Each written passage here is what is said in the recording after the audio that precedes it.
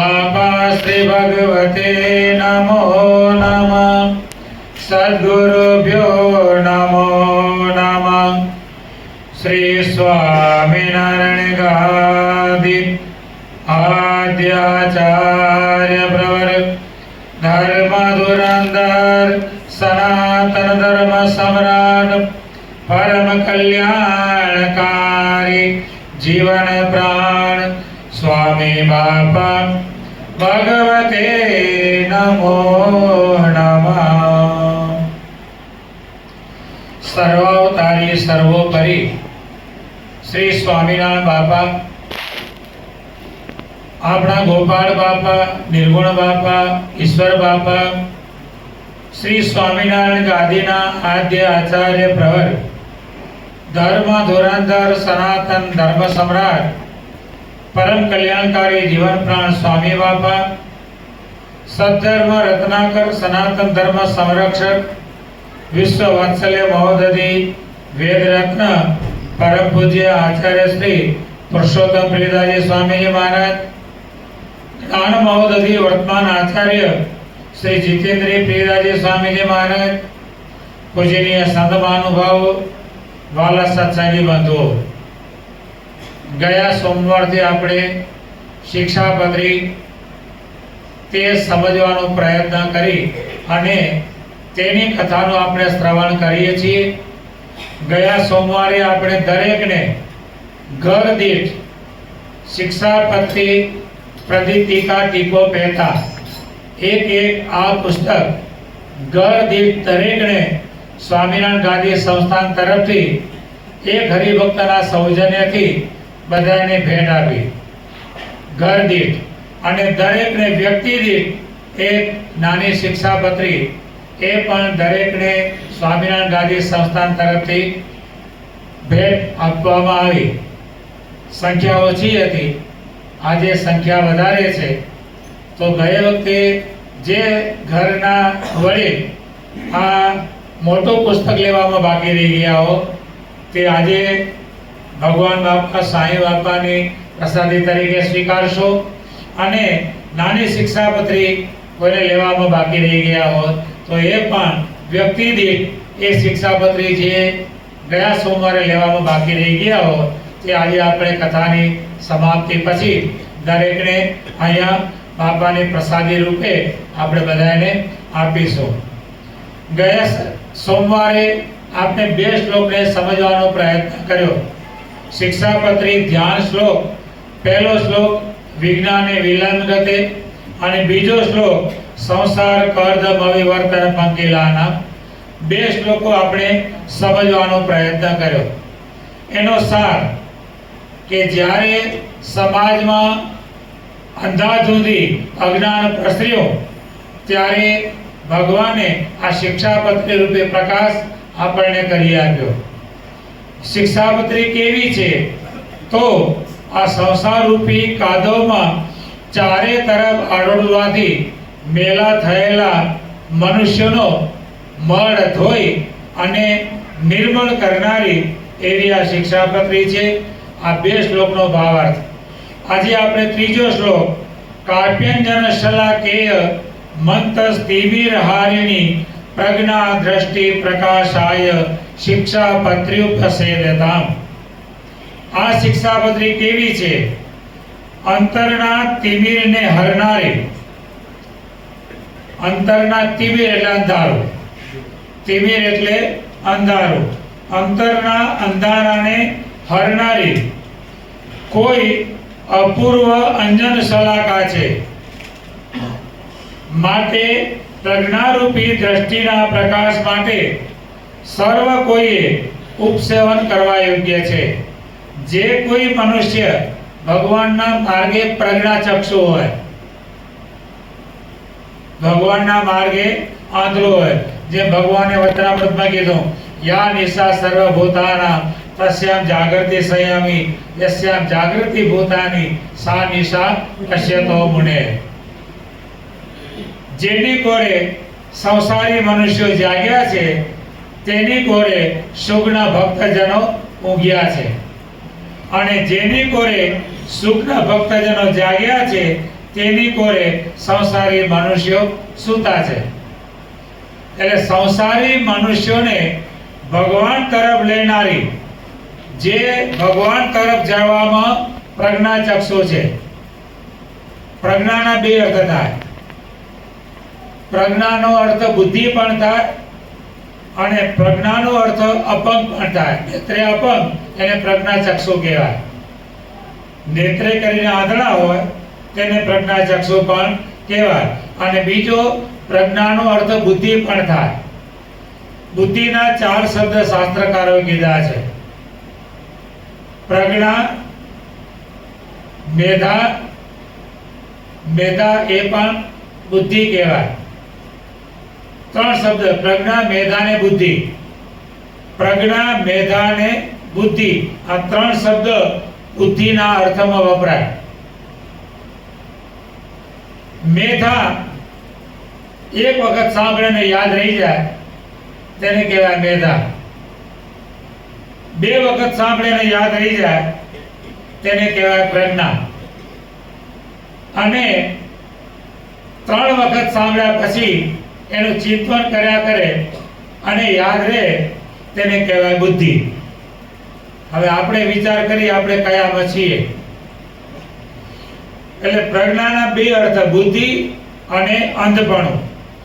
શિક્ષાપત્રી કેવી છે તો ભગવાનના માર્ગમાં જે પ્રજ્ઞાચક્ષુ છે તેના માટે એક સરસ મજાની અંજન કરવાની સળી છે. અંજન કરવાની સળી અત્યારે તો કદાચ કોઈ વાપરતા હોય કે નહીં વાપરતા ખબર નથી.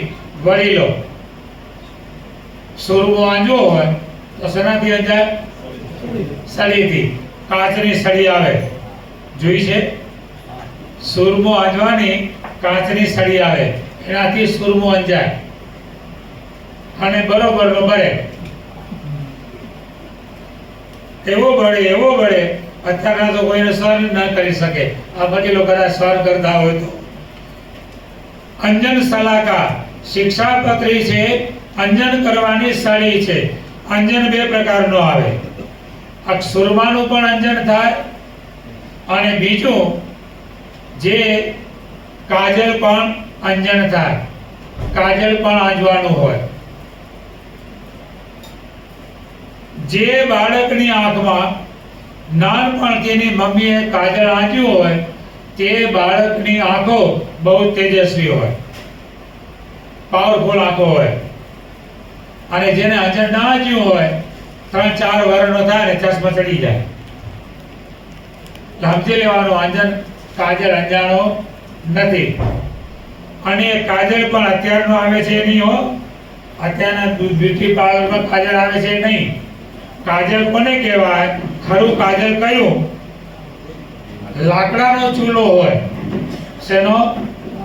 લાકડામાં ચૂલામાં લાકડા હળગાવે અને એના ઉપર માટીની કલાડી. શેની?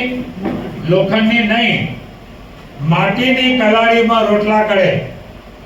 લાકડાના ચૂલા ઉપર માટીની કલાડીમાં રોટલા ઘડતા હોય અને જે નીચે મેસ જામી જાય ને એ મેસને લેવાનું હોય અને પછી એની અંદર ગાયનું ઘી મિક્સ કરી અને એકદમ લહોટી મર્દનમ ગુણવર્ધનમ મર્દનમ ગુણવર્ધનમ એને લહોટી અને નાની ડબ્બી ભરી રાખે અને દરરોજ સવારે એ માતા પોતાના બાળકની આંખમાં આ સળીએ કરીને આંજે અથવા તો આંગળીથી આંજે. આ અંજન શેના માટે છે? આંખોને પાકી કરવા માટે. આ કાજલ છે ને શેના માટે? આંખોને પાકી કરવા માટે. એવી રીતે આ શિક્ષાપત્રી રૂપી મહાન કાજલ છે. શેના માટે? ભગવાનના માર્ગે આપણી આંખો પાકી થાય તેના માટે. એવી આ શિક્ષાપત્રી. ત્યારબાદ 4થો શ્લોક. નાના દેશ નિવાસી શિષ્ય જનતા મુદ્રિષયા વિસ્મૃતા સાક્ષાત અક્ષર વાસિના નૃવપુષા નારાયણે ન સ્વયં સાત્વમ સંગ્રતિતાસી પાવનિષતા નંદર્ષિણા ગ્રંથત શિક્ષા પત્રી પહંત્રી ભવતી મમ્માન્વહમ ચિંતયે. આ શિક્ષાપત્રી એ કેવી છે તો નાના પ્રકારના દેશમાં રહેલા, નાના પ્રકારના દેશમાં એટલે વિવિધ પ્રકારના દેશમાં, નાના પ્રકારના એટલે ઝીણા નહીં, કદમાં નાના નહીં, નાના પ્રકારના દેશમાં એટલે વિવિધ પ્રકારના દેશોમાં, જુદા જુદા દેશમાં રહેલા શિષ્ય સમૂહોને પોતાના ભક્તજનોને ઉદ્દેશીને સાક્ષાત સ્વામિનારાયણ ભગવાન તેમના થકી પોતે જેમને આવિષ્કાર કરેલી છે, પોતે જેમનું પ્રાગટ્ય કરેલું છે, પોતે હાથે જેમને લખેલી છે એવી આ શિક્ષાપત્રી છે તે હે શિક્ષાપત્રી તો હે પાવની તને શતાનંદ મુનિએ ગ્રંથમાં ગ્રંથિત કરેલી છો. સત્સંગી જીવનમાં આખી શિક્ષાપત્રી વિસ્તારથી વર્ણન કરેલી છે. શિક્ષાપત્રીના 3 પ્રકરણ, એક તો સત્સંગી જીવનમાં બહુ વિસ્તારથી, બીજું આ શિક્ષાપત્રી જે 212 શ્લોકને આપી એમાં, અને ત્રીજું એનાથી પણ નાનું શિક્ષાપત્રીનું સ્વરૂપ જોવું હોય તો આપણું નિર્વિકલ્પ ઉત્તમતિ, એની અંદર જે ભગવાને રહી એકાદશ નિયમ में 11 નિયમ જે કીધા આખી શિક્ષાપત્રી આવી ગઈ. हिंसा न करनी जंतु की 11 नियम, हिंसा न करनी जंतु की, परक्रिया संको त्याग, मांस न खावत, मद्य को पीवत नहीं बड़भाग, विधवा को स्पर्शत नहीं, करत न आत्माघात, चोरी न करनी काहू की, कलंक न कोई को लगा, निंदत नहीं कोई देव को, बिन कप तो नहीं खा, विमुख जीव के वदन से कथा सुनी नहीं जा. બહુ અલ્પ શિક્ષાપત્રીનું સ્વરૂપ. 11 નિયમો પાડો. ભગવાને પેલી આપણે ભગવાન પાસે 7 વસ્તુ માંગી, માંગો વસ્તુ 7. ભગવાન કે 7 વસ્તુ તને આપું પણ પેલા 11 નિયમ પાડો તો તમને 7 વસ્તુ હું આપી દઈશ. આ શિક્ષાપત્રીનું બહુ જ નાનું સ્વરૂપ. એટલે આવી શિક્ષાપત્રી સતાનંદ મુનિએ ગ્રંથમાં ગ્રંથિત કરેલી છો અને વળી કેવી છો સંસારને નિવૃત્ત કરનારી હે શિક્ષાપત્રી માતા તમારું હું પ્રતિદિન ચિંતન કરું છું. શિક્ષાપત્રીને અહીંયા માની ઉપમા આપે છે. કેવી સંસારને નિવૃત્ત કરનારી એવી હે માં હું તમારું નિત્ય પ્રતિદિન ચિંતન કરું છું. 5મો શ્લોક શતાનંદેન મુનિના મધ્ય સત્સંગી જીવનામ ગ્રથિતામ ભગવત પ્રોક્તામ શિક્ષાપત્રી મહમ શ્રેય. સ્વામિનારાયણ ભગવાને કહેલી અને શતાનંદ મુનિએ સત્સંગી જીવનમાં ગ્રંથમાં મધ્યમાં ગ્રંથિત કરેલી, સત્સંગી જીવનના મધ્યમાં ગ્રંથિત કરેલી એવી એ શિક્ષાપત્રી હું તમારો નિત્ય આશ્રય કરું છું. શિક્ષાપત્રીના આશ્રય રહે એ નિત્ય સુરક્ષિત. જેમ હમણાં કીધું તેમ દિવેશભાઈએ કાંઠાની વચ્ચે ચાલે તે સુરક્ષિત. નદી પણ 2 કાંઠાની વચ્ચે વહેતી હોય તો એ પાણી ઉપયોગમાં આવે. કેનાલમાં એ નદી કેનાલમાં જતી હોય તો 2 કાંઠાની વચ્ચે હોય તો ઉપયોગમાં આવે. નહીં તો જંગલમાં ક્યાંય ને ક્યાંય પાણી રખડે છે, કાંઈ ઉપયોગમાં આવે. બંધનમાં રહેવામાં હંમેશા કિંમત છે. આ એક વસ્તુ સમજી લેવાની. દરેકે લાગે ખરું કે મને બંધન છે પણ બંધન નથી. આપણને મનથી લાગે છે કે મને બંધન છે પણ એ બંધન નથી. એ આપણું સુરક્ષા કવચ છે. એ આપણું સુરક્ષા કવચ છે અને સુરક્ષા કવચમાં રહેવામાં હંમેશા કિંમત છે. ભયા ઈંટાનો કટકો રસ્તામાં પડ્યો હોય કોઈ કિંમત ખરી? ઈંટનો કટકો અડધી એક રસ્તામાં પડી હોય કોઈ કિંમત ખરી? પણ એ ઈંટને તમે લઈ લો, કાગળમાં વીંટાળો અને ઉપર નાના સળી બાંધો અને 4 રસ્તા પડતા હોય ત્યાં વચ્ચે મૂકી દો, શું થાય?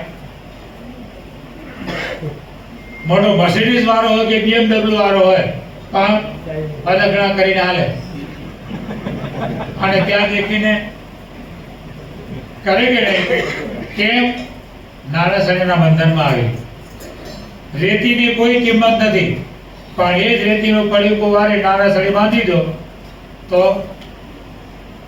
એટલે હંમેશા આપણને એમ લાગે અત્યારના યુવાનોને એમ લાગે કે મા બાપ અમારા ઉપર બંધન મૂકે છે પણ એ બંધન નથી એ આપણું સુરક્ષા કવચ છે સ્વામિનારાયણ ભગવાને આજ્ઞા કરી આજના યુવાનો હોય કે યુવતીઓ હોય દીકરા હોય કે દીકરી હોય પણ ભગવાનની આજ્ઞા છે ઘરથી બહાર નીકળવું એટલે માતા પિતાને વડીલને ઘરમાં જાણ કરીને નીકળવું કે હું આ જગ્યાએ જાઉં છું અને આટલા વાગે પાછો આવી જઈશ કે પાછી આવી જઈશ આ જાણ કરીને અને જે જાણ કરી હોય જેટલા વાગે આવવાનું કીધું હોય એટલા વાગે પાછું આવી જવું કદાચ ન આવીએ અને મા બાપ એમ પૂછે કે બેટા ક્યાં ગયો તો બેટી ક્યાં ગઈ હતી કેમ મોડું થયું તો એમ માને તમે અમારા ઉપર હુકમ રાખો છો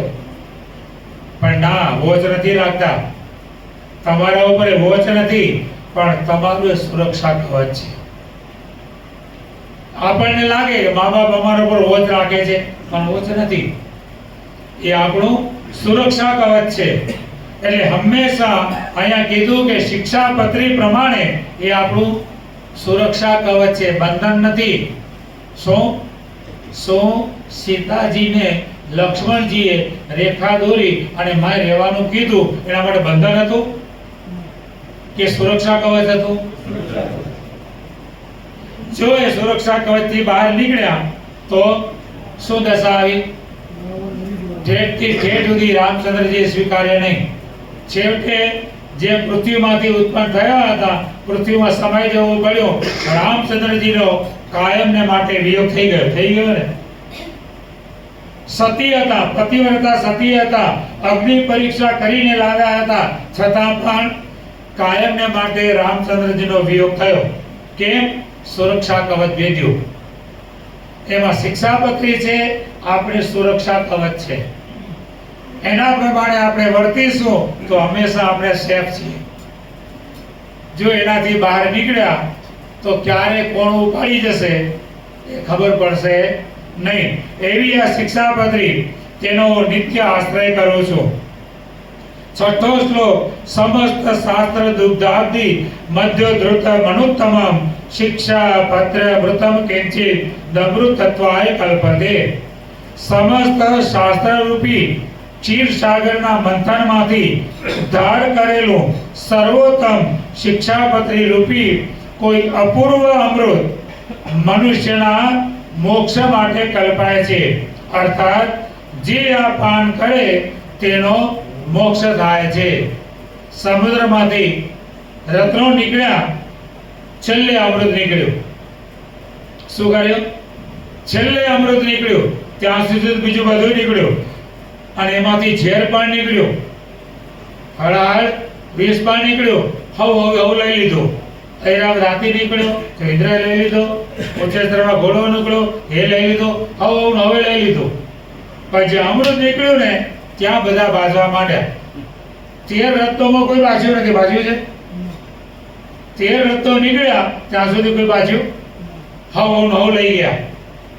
પણ છેલ્લે જે અમૃત નીકળ્યું ત્યાં દેવો ને દાણો આવી ગયા આમ આવે ભલે કે હું લઉં અને છેવટે ભગવાનને મોહિની સ્વરૂપ ધારણ કરવું પડ્યું શા માટે દેવોના રક્ષા કવચને માટે મોહિની સ્વરૂપ ભગવાને લીધું શેના માટે દેવોની રક્ષા કવચને માટે આ શિક્ષાપત્રી છે ને એ આપણને મોહિની સ્વરૂપ રૂપે મળી છે એ આપણું રક્ષા કવચને માટે ભગવાને આ શિક્ષાપત્રી સ્વરૂપે મોહિની સ્વરૂપ ધારણ કર્યું છે અને એટલા માટે કીધું કે આ શિક્ષાપત્રી કોને આપવી આસુરી સંપત્તિ યુક્ત હોય તેને નહીં આપવી આ મોહિની સ્વરૂપ આસુરીને અમૃત નથી પાતું આ મોહિની સ્વરૂપ કોને અમૃત પાય છે દૈવી સંપદા યુક્ત હોય તેને આ શિક્ષાપત્રી આપવી એમાં બધું આપણે આવી ગયા છીએ.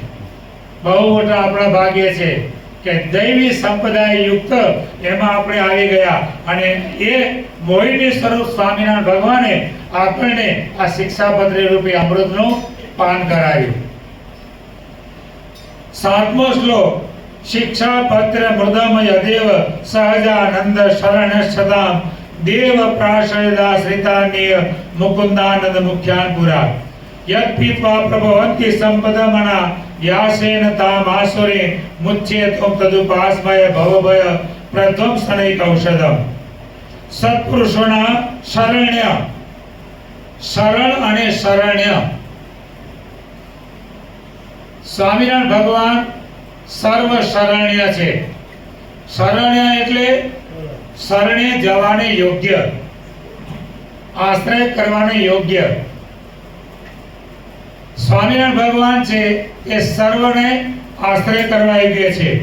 એટલે અહીંયા કહે છે સત્પુરુષોના શરણ્ય રક્ષક એવા શ્રી સહજાનંદ સ્વામી શિક્ષાપત્રી રૂપી અમૃત આ લોકમાં મુકુંદાનંદ આશ્રિતોને પ્રથમ પાન કરાવતા હવા. આ વાત શું કહે છે અહીંયા કે આ શિક્ષાપત્રીનું સર્વપ્રથમ ભગવાને પાન કોને કરાવ્યું? મુકુંદાનંદાદિક આશ્રિતો. મુકુંદાનંદ વર્ણિનું નામ લખ્યું. શા માટે લખ્યું? કોઈને ધ્યાન? અહીંયા એવું લખ્યું કે શિક્ષાપત્રીનું સર્વપ્રથમ પાન મુકુંદાનંદ આદિક આશ્રિતોને કરાયું. બહુ ઓછી જગ્યાએ પ્રચલિત છે, બહુ ઓછા શાસ્ત્રોમાં પ્રચલિત છે. એક જ શાસ્ત્રમાં પ્રચલિત છે, પુરુષોત્તમ લીલામૃત સુખસાગર ગ્રંથ. એની અંદર અચ્યુતદાસજી સ્વામીએ આ વર્ણન લખ્યો. વૃષપુરની કાળી તળાવડી ઉપર સ્વામિનારાયણ ભગવાન વૃષપુર પધાર્યા છે. કાળી તળાવડી ઉપર સભાગૃહને બિરાજમાન છે અને ત્યાં મુકુંદાનંદ વર્ણી ભગવાનને પ્રશ્ન પૂછે છે અને સ્વામિનારાયણ ભગવાન તેના ઉત્તર આપે છે. એ આખી શિક્ષાપત્રી નિર્ગુણાનંદ વર્ણીએ પુરુષોત્તમ લીલામૃતની અંદર એ વર્ણન કર્યું છે. 7 તરંગો છે. હવે ધ્યાન રાખીને વાંચજો.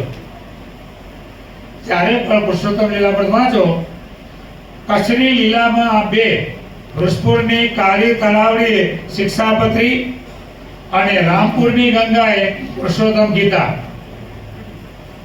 આ 2 મહત્વના પ્રકરણો અચ્યુતદાસજી સ્વામીએ કોને લખ્યા? અચ્યુતદાસજી સ્વામીએ લખ્યા છે. જે 8 વર્ષની ઉંમરથી 8 વર્ષની ઉંમરના હતા ત્યારથી અખંડ ભગવાનની મૂર્તિ દેખતા હતા. જ્યાં જ્યાં ભગવાન જે લીલા કરે તે બધી જ દેખતા હતા. એવા અચ્યુતદાસજી સ્વામીએ આ 2 પ્રકરણો પોતે ગદ્યમાં ગ્રંથિત કરેલા, ગદ્ય લખેલું. અને પછી બાપાશ્રીની દિવ્ય કૃપા અને પ્રેરણાથી નિર્ગુણાનંદજી વર્ણીએ એને પદ્યમાં બનાવ્યું. એટલે આ 2 પ્રકરણ પુરુષોત્તમ ગીતા, રામપુરની ગંગા ઉપર 15 દિવસ મહારાજે પુરુષોત્તમને ગીતા કીધી અને વૃષપુરની કાળી તળાવડીએ 7 દિવસ સુધી આ શિક્ષાપત્રી તે મુકુંદાનંદ વર્ણીને ઉદ્દેશીને સંભળાવી. એમાં મુકુંદાનંદ વર્ણી પ્રશ્ન પૂછે છે અને મહારાજ તેના ઉત્તરો આપે છે. એટલે અહીંયા કીધું શિક્ષાપત્રી રૂપી અમૃત આ લોકમાં મુકુંદાનંદ આદિક આશ્રિતોને પ્રથમ પાન કરાવતા હવા. જે શિક્ષાપત્રી રૂપી અમૃતને પાન કરીને દૈવી મનુષ્યો અનાયાસે આસુરી સંપત્તિનો ઉચ્છેદ કરવાને માટે સમર્થ થાય છે. જે આ શિક્ષાપત્રીનું પાન કરે તે દૈવી મનુષ્ય આસુરી સંપત્તિને વિના પ્રયાસે એનો ઉચ્છેદ કરી નાખે છે. કેવી રીતે? તો શ્રી કૃષ્ણ ભગવાનનો આશ્રય કરીને પાંડવો મહાભારતનું જે મહાયુદ્ધ ગોવત્સ પદ ઉલ્લંઘન શ્રી કૃષ્ણ ભગવાનના આશ્રય કરીને પાંડવો મહાભારતનું જે મહાયુદ્ધ કેવી રીતે ઉલ્લંઘી ગયા? ગોવત્સ પદ, ગાયનું વાછરડું, ગાય નહીં હો, ગાયનું વાછરડું. ચોમાસું હોય અને ભીની માટી થઈ હોય અને વાછરડું ચાલે એટલે વાછરડાના ખરીનો ખાડો પડી જાય. હવે એ ખાડામાં પાણી ભરાઈ જાય, પછી આપણે એ ખાડાને ઉલ્લંઘવો છે. હે, કોઈ પ્રયત્ન કરો. ગાયના વાછરડાનો જે પગલું એમાં પાણી ભરેલું છે અને આપણે એને લંઘવું છે. કેવું વિના પ્રયાસે ઉલ્લંઘી જવાય? એમ શ્રી કૃષ્ણ ભગવાનના આશ્રય કરીને પાંડવો મહાભારતનું આવડું મોટું યુદ્ધ કેવું ઉલ્લંઘી ગયા? આવી રીતે ઉલ્લંઘી ગયા. એમ આ શિક્ષાપત્રીના આશ્રય કરીને મુમુક્ષુ જીવ આસુરી સંપત્તિને ઉલ્લંઘી જાય. કેવી રીતે? અનાયાસે આ ગોવત્સ પદની જેમ અનાયાસે ઉલ્લંઘી જાય એવો સમર્થ થાય છે. કોણ? દૈવી જીવ જે આ શિક્ષાપત્રીનું પાન કરે છે એવો જે દૈવી જીવ અનાયાસથી પ્રસિદ્ધ એવી આસુરી સંપત્તિ તેનો ઉચ્છેદ કરવાને સમર્થ થઈ જાય છે. એને આસુરી સંપત્તિનો ત્યાગ કરવામાં કંઈ પણ મહેનત પડતી નથી. તરત જ એનો ત્યાગ થઈ જાય. કારણ કે શિક્ષાપત્રીમાં તરત જ આવે ચોર, પાપી, વ્યસની નામ, સંગ, પાખંડી નામ તથા કામી નામ, જન કર્તવ્ય, જન વંચન કર્મણામ. 6 જણાનું કહી દીધું મહારાજે. ચોર, પાપી, વ્યસની નામ, પાખંડી, કામીની, કામની ઈચ્છા વાળો અને ઠગનારો, જન વંચન કરનાર, મનુષ્યોને ઠગાઈ કરનારો. એ 6 જણાનો સંગ ક્યારે પણ કરવો નહીં. તો સેજે સેજે આસુરી સંપત્તિને ઉલ્લંઘી જવાય ને. આ 6 જણાથી દૂર રહીએ એટલે કોઈ પણ આસુરી સંપત્તિ આપણા મનમાં પ્રવેશે નહીં. જેટલું કઈ આસુરી આવે છે શેનાથી આવે છે? કહો. આ 6 જણાનો સંગ, 6 માંથી એકનો સંગ થાય એટલે સાંઈ બાપાની વાતોમાં પેલા વિદ્વાનનું દ્રષ્ટાંત આપે છે. માન જ્યોતિષ હતા, ચોરોનો સંગ થયો, રોજ ચોરને જોશ જોઈ આપે અને એ પ્રમાણે ચોરી કરવા જાય, બરોબર પકડાય નહીં ને માલ પણ હાથમાં આવે. હવે એમાંથી અડધો ભાગ આને મળે. હતા તો મહાપંડિત જ્યોતિષ હતા. હવે આમ રોજ રોજ ચોરને જોશ જોઈ આપે એટલે એક દિવસ પોતાને વિચાર આવ્યો, સંગ થયો ચોરનો, આને જોશ જોઈ આપું, એ લઈ આવે અને એમાંથી થોડું મને આપે, એના કરતા પોતે જ જોશ જોઈને ચોરી કરવા જાઉં તો બધું મને મળે ને. ગયા ભોજ રાજાના દરબારમાં, ભાઈ જ્યોતિષ મહાપંડિત ભોજ રાજાના દરબારમાં ચોરી કરવા ગયા. પેઠાય ખરા, ઠેર ભોજ રાજાના શયનખંડમાં પહોંચી ગયા. પણ હવે ત્યાં બેઠા બેઠા શાસ્ત્રો તો જાણનારા હતા, પંડિત હતા, એટલે વિચાર કરે, સોનું લઉં તો આ પાપ લાગે, આ લઉં તો આ પાપ લાગે, આ લઉં તો આ પાપ લાગે. રાત્રે અડધી રાત્રે પહોંચી તો ગયા પણ મગજ ચક્રાવે ચડ્યું, શું ચોરવાનું? આ ચોરું તો આ પાપ લાગે, આ ચોરું તો આ પાપ લાગે, આ ચોરું તો આ પાપ લાગે. અને આમ કરતા કરતા સવારના 4 વાગી ગયા. અને ભોજ રાજાનો રોજનો નિયમ સવારે 4 વાગે જાગી અને એક શ્લોક બનાવવાનો. આ ભોજ રાજાનો નિયમ સવારે 4 વાગે જાગીને એક શ્લોક બનાવવાનો. એટલે ભોજ રાજા સવારના પહોરમાં 4 વાગે જાગ્યા, શ્લોક બનાવવા માંડ્યા. પોતાની બધી સંપત્તિનું વર્ણન કર્યું, પોતાના અનુચરનું વર્ણન કર્યું, પોતાના હાથી ઘોડાનું બધું વર્ણન કર્યું. 3 પાદ થયા, 4થું પાદ હાથમાં આવે નહીં. વારે ઘડી ભોજ રાજા 3 પાદ બોલે અને પાછું 4થું પાદ વિચારે, પણ 4થું ચરણ બને નહીં. અને આ પેલા બેઠા આપણે પંડિતજી, એટલે ત્યાં બેઠા વિચાર થયો કે રાજા અટવાય છે વિદ્વાન, આ શ્લોક બનાવવામાં અટવાય છે, તો વિદ્વાને મદદ કરવી જોઈએ તો મારી ફરજ છે વિદ્વાનને મદદ કરવાની.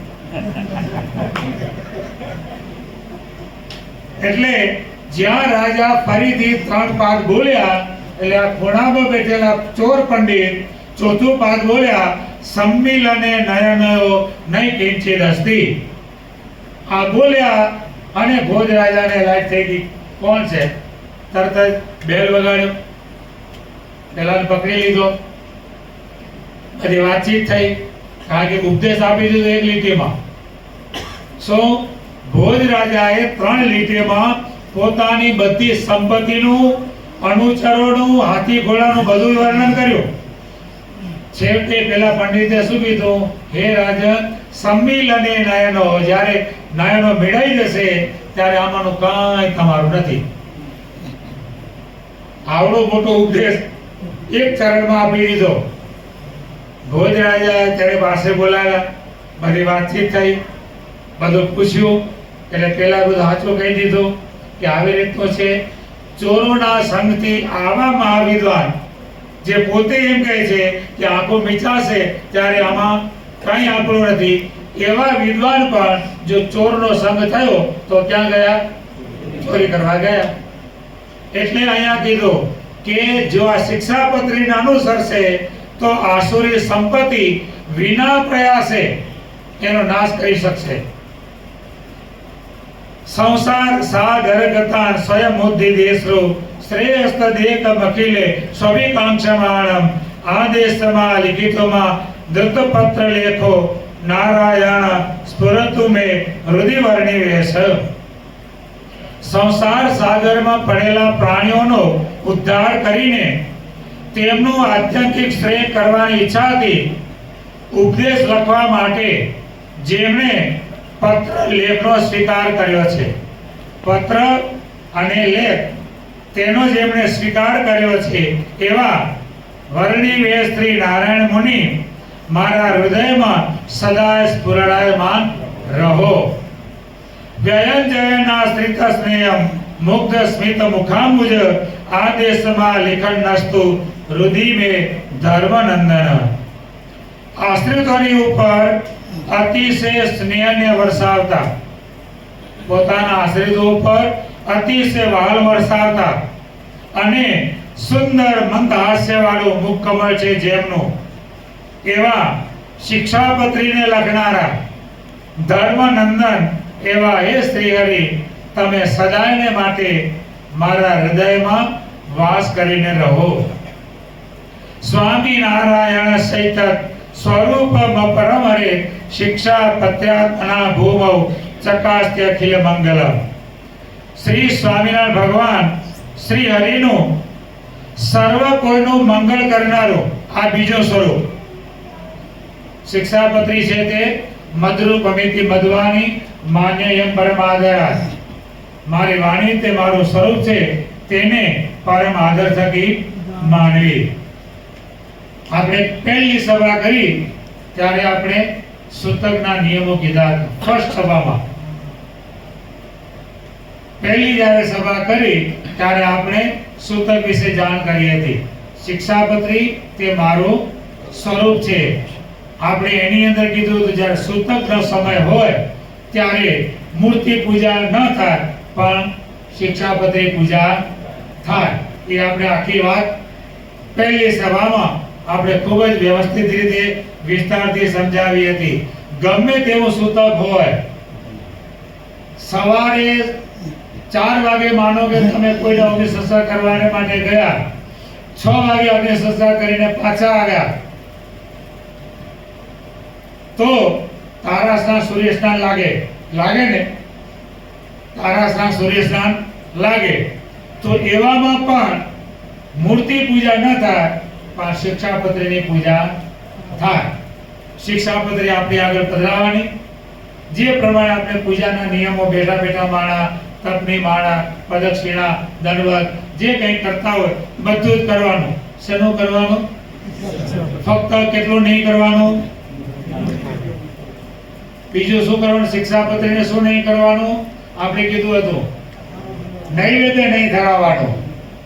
શું? નૈવેદ્ય ફક્ત ધરાવવાનું નહીં, બાકી આખી પૂજા શિક્ષાપત્રીની કરવાની. કારણ કે શિક્ષાપત્રી તે અમારું બીજું સ્વરૂપ છે. એમ અહીંયા કહે છે કે બીજું સ્વરૂપ શિક્ષાપત્રી રૂપે સ્વામિનારાયણ ભગવાન પોતે પૃથ્વી ઉપર પ્રકાશે છે. એ શિક્ષાપત્રી સમસ્ત શિષ્ય સમૂહે આદરથી પ્રાર્થના કરેલા સર્વના કારણ દેવાધિદેવ એવા શ્રી સહજાનંદ સ્વામીએ જેનો આવિષ્કાર કરેલો છે. સર્વ ફળને આપનારી તે હે શિક્ષાપત્રી, તને દેવ એવા ભગવાનની બીજી મૂર્તિ છો એવી ભાવના કરીને હે શિક્ષાપત્રી દેવી, હું વારંવાર પ્રેમથી સદાય તમને સેવું છું. વારંવાર એનું સેવન, પૂજન, વાંચન, પઠન, લેખન આચાર્ય સ્વામીજી મહારાજે આજ્ઞા કરી છે. વાંચવા કરતા લખવામાં વધારે એક વૃત્તિ કરવી પડે. વિદ્યાર્થી જેટલું લખીને પાકું કરે ને એટલું પરીક્ષામાં બધું લખી શકે. ભલે ચોપડા ભરાય, પણ લખ કરવાનું વધારે પાકું થાય. જ્યારે ભણવા બેઠા પહેલા દિવસે અને સાહેબે એકડો શીખવાડ્યો, સવાર ત્યાં સુધી એવું કર્યું,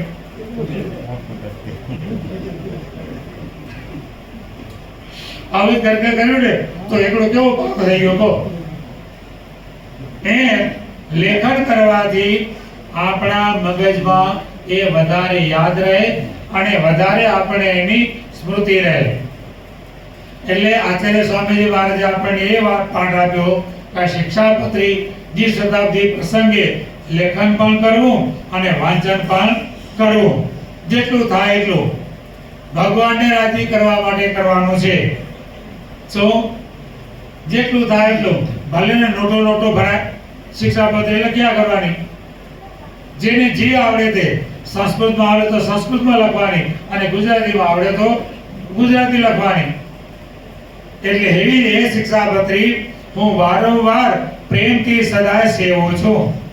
જગતના હિતને માટે મહારાજ કહે છે કે મેં જે શિક્ષાપત્રી રૂપી અમૃત પ્રગટ કર્યું છે, સ્વામિનારાયણ ભગવાન કહે છે જગતના હિતને માટે મેં જે શિક્ષાપત્રી રૂપી અમૃત પ્રગટ કર્યું છે તે આ અમૃત સમસ્ત મારા ભક્તોએ પ્રતિદિન આદરથી સેવવા યોગ્ય છે. આવી ભગવાનની આજ્ઞાનું અનુસ્મરણ કરીને, ફક્ત સ્મરણ નહીં, આગળ અનુ ઉપસર્ગ મૂક્યો. સંસ્કૃત માટે અનુ ઉપસર્ગ બહુ જ મહત્વનો છે. અનુભવ. શું? અનુભવ. જ્યાં ના પહોંચે રવિ ત્યાં પહોંચે કવિ, અને જ્યાં ના પહોંચે કવિ ત્યાં પહોંચે અનુભવી. અનુ ઉપસર્ગ લાગે ને, અનુસંધાન. એટલું સંધાન કરો અને અનુસંધાન કરો. અનુ ઉપસર્ગ સંસ્કૃતમાં બહુ મહત્વનો છે. એટલે જેની આગળ અનુ ઉપસર્ગ લાગે એટલે સતત અનુ ઉપસર્ગનો મીનિંગ એ છે કે એને એક ક્ષણ માટે પણ વિસરવું નહીં.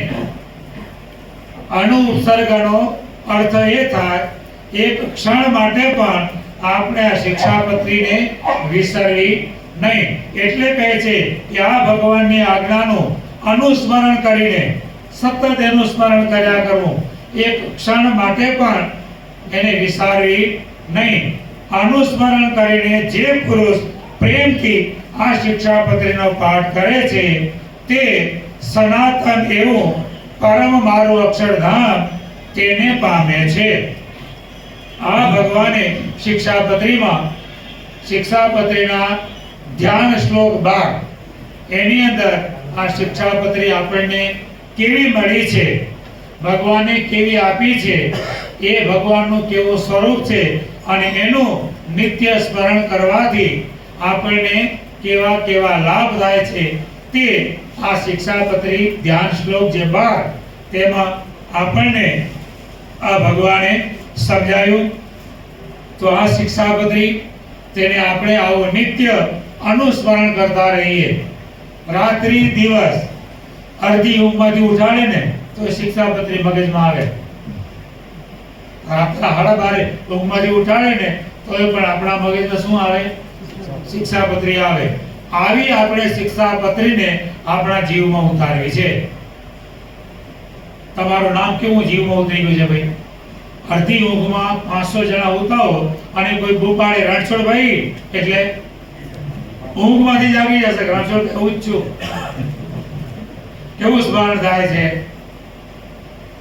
એટલે ભગવાન બાપા સાંઈ બાપાનું કેવું, જેવું આ માય પદાર્થનું નિત્ય સ્મરણ કરીએ છીએ અને થઈ ગયું છે, જીવમાં ચોટી ગયું છે, એવું જેમ આગળ કીધું એમ અસાર સંસારનો ત્યાગ કરી અને આ શિક્ષાપત્રીને આપણે આપણા જીવનમાં એવી દ્રઢ કરવાની છે.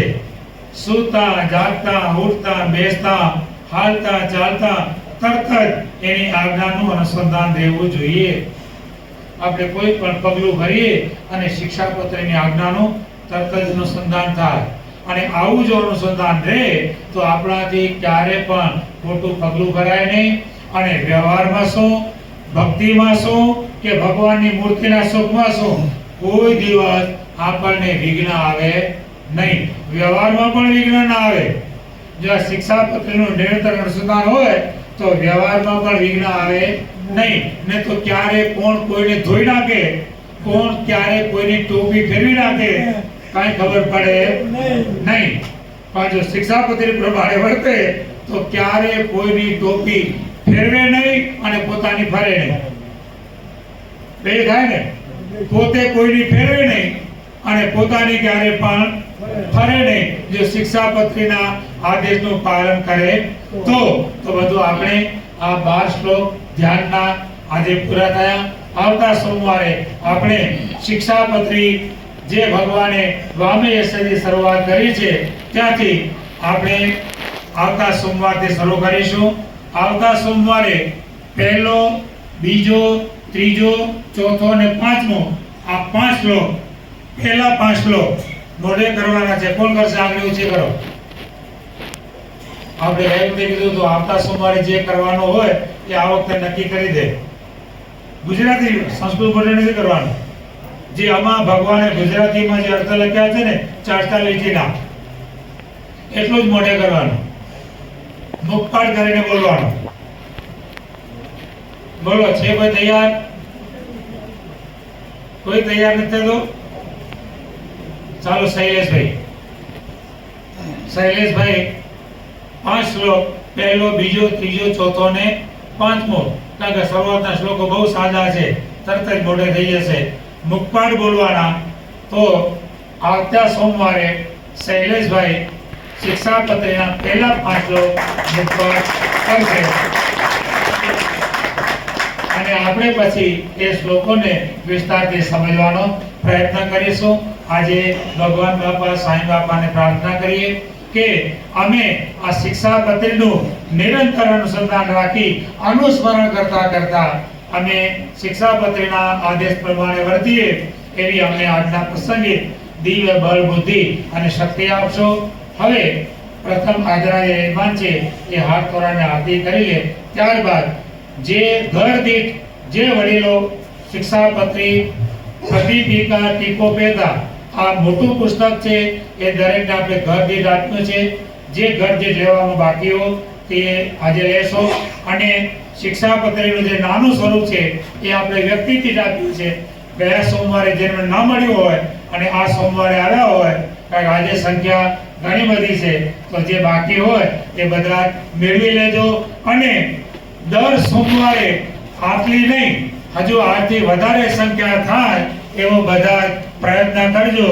નહીં તો આ અમૃતનો એક ઘૂંટડો ઓછો મળશે અને એક ઘૂંટડો અમૃત ગયો તો બીજો ઘૂંટડો પીવાને લાયક માયા રહેવા દેશે નહીં. આ મને એવું સમજાય, એક વખત તમે ગાપચી મારો ને એટલે બીજી વખત એમ જ કે આ વખતે નહીં જાય તો ચાલશે. એટલે એવું નહીં કરવાનું. મનને મારીને પણ આપણા એક પણ સોમવાર પડવા જોઈએ નહીં. તો આ પ્રમાણે બધા વધુ ને વધુ સંખ્યામાં આ શિક્ષાપત્રીનું પાન કરી અને ભગવાન બાપા સાંઈ બાપાને ખૂબ ખૂબ રાજી કરીએ. બોલો અક્ષરધામના અધિપતિ